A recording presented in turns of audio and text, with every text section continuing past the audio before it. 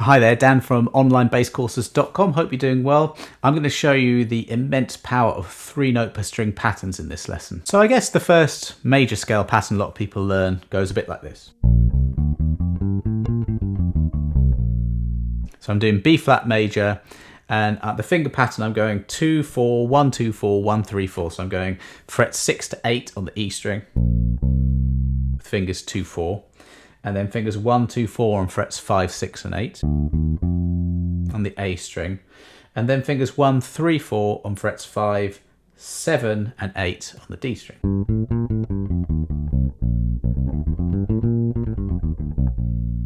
Which is a fantastic way to play a major scale. Not knocking it or anything like that. But a little bit of a step up from that in terms of physicality and playing it, but also in terms of what you can do with it is to play 3 notes on every string. Let me just show you that, and then I'm going to show you a few ideas that you can hopefully take and use yourself. So instead of starting with the second finger, you're going to start with your first finger. Now, actually, just as a slight tangent, you should be able to, even if you're playing on your little finger, play a major scale based off that. And I'm sort of going in that direction, whereas before I was going in this direction, and now the first finger I'm going to go in that direction. So I'm not going to show you that other one because that's just a tangent. I'm going to get back to the actual subject of this particular lesson, and that's 3 notes per string. Now automatically I'm getting 4 more notes than I did when I played the standard first lesson major scale, okay? Let me show you it. Now before we were in 1 finger per fret mode, okay, where you've got one finger, in this case on the 5th fret, and the other one's lined up next to that 1 finger per fret. So here, I'm moving my first finger onto the B flat. You've got this little extra stretch going on here, so be a little careful. If this hurts at any point, just make sure you stop. But I've got the bass moved out a bit, the neck up, my wrist straight, and you want that wrist to be as straight as possible so you won't get any tension here. So I'm going frets 6, 8 and 10 with fingers 1, 2 and 4. This is where the difficulty might come because it's a bit tricky at first anyway. Both the E and the A strings have exactly the same pattern. So you've got frets 6, 8 and 10 on both of those strings. And then we're back into more traditional 1 finger per fret here, where we're going 7, 8, 10 on both the D and the G strings.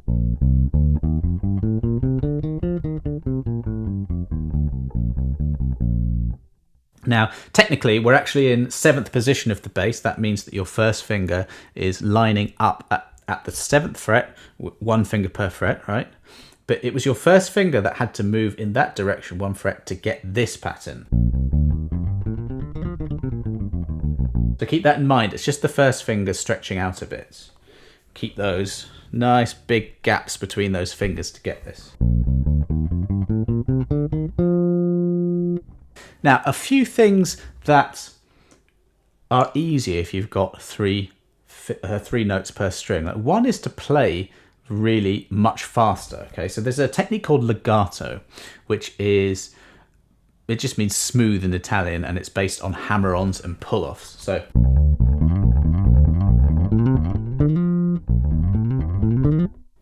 all I was doing there was just hammering on. So I was plucking 1 note, and then my second finger was hammering down on the 8th fret, and then my little finger was hammering down on the 10th fret. I don't know, you probably wouldn't play, or you certainly wouldn't play that in many bass lines, but this is a major scale. If you played that in a minor scale, it might sound a bit, prog or rock music, where you might be playing a lot faster. But even if just as an exercise to strengthen your fretting hand, this is really good. So I'm just plucking every new string I'm going to, otherwise I'm doing hammer-ons. And since we have 3 notes on every string, it lends itself nicely to the rhythm, which is 16th note triplet. So these are my beats, and it's like digga da digga da digga da digga da digga da digga. 6, in every single beat.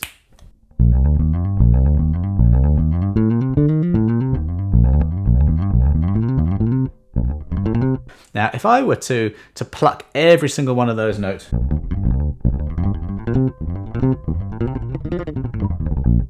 I'm struggling a bit there at that tempo. But playing them legato, much easier. So that's one thing that you can do with 3 notes per string. Of course, you can do the opposite of that, which is pull-offs.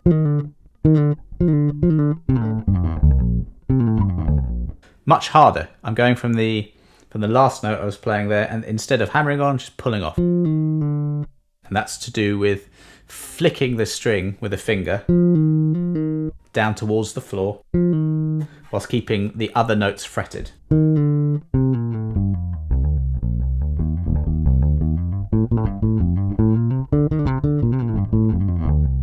Now there I was just on the way up doing some hammer-ons, and then on the way back down doing some pull-offs. And that's legato technique.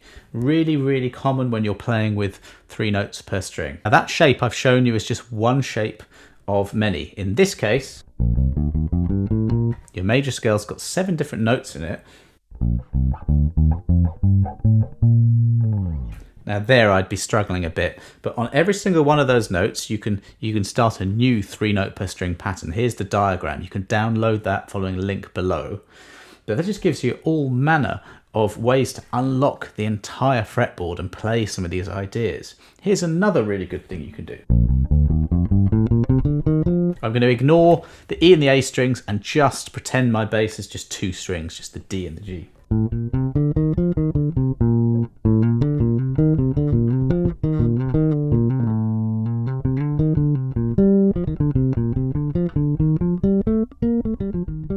Now I'm just noodling here. It doesn't, make too much sense, but I'm definitely playing in a different way. I'm sticking to 3 notes per string. That would be my pattern there.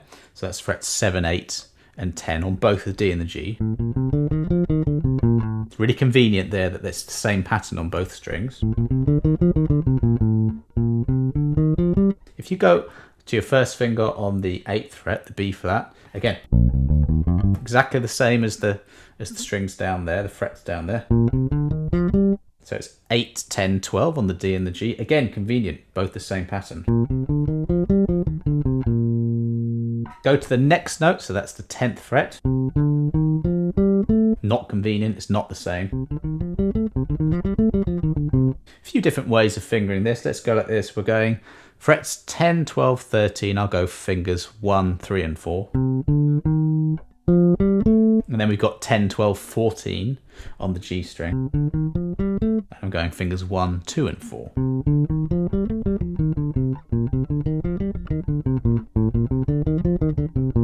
I'm muting this way. I'm just laying my thumb across those 2 strings, so I'm using a little bit of little finger and 3rd finger, so nothing's ringing out there. Now I can get all manner of interesting things happening here. I can go, let's go to that first pattern.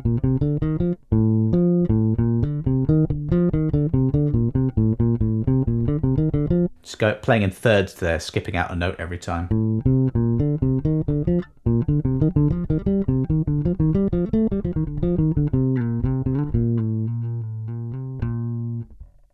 Now there's no context here, I'm just noodling around on my own, but you can make up your own exercises doing this to strengthen fingers. You can play melodic ideas and solos. You can, play a bit more like a bass player.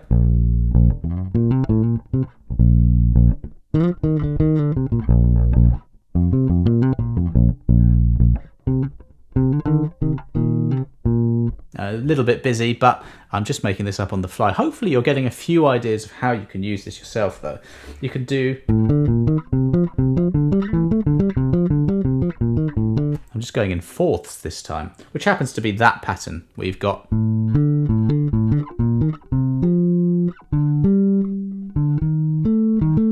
got a sharp fourth there.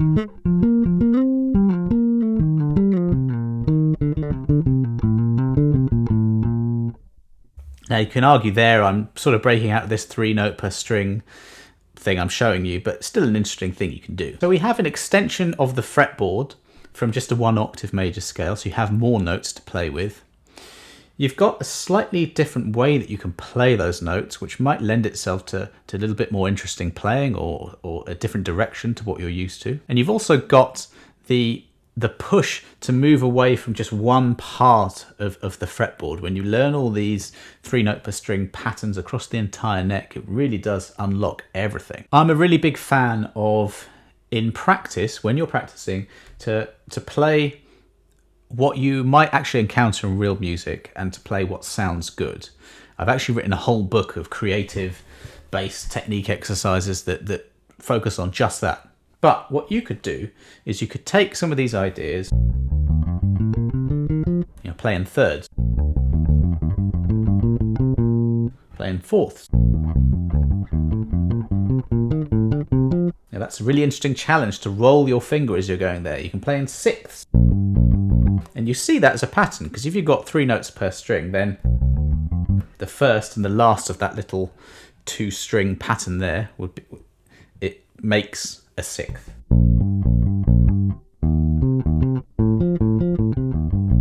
Whether you use this as just a strengthening exercise, a coordination exercise, a stamina thing, or actually incorporate these ideas into your playing, I think it's a really good idea just to break out of perhaps the normal way that you might be playing a scale into this. This is by no means a better way of playing scales. It's just one way of playing scales. You should know a scale across one string, and you should be able to springboard off any one of those notes in any direction. But I think structure is good, so it's good to know the 1 finger per fret shapes all around the neck, and it's good to know 3-note per strings, and not to think this way is better than that way. It's just another way for you to keep going along that journey to getting better. I'm absolutely definitely going to write a book about this as well. 3-note per string patterns in major, minor, modes, different things, and showing you how to play lots of bass lines with it. But until I do that, make sure that you play these in different keys and also in different modes. If you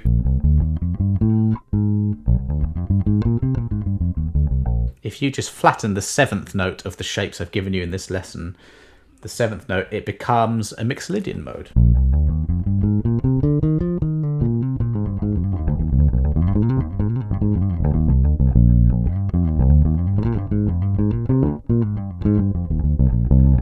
And you start to get different sounds, different tones from this. You can do this with a Dorian mode. You can do this with anything, okay?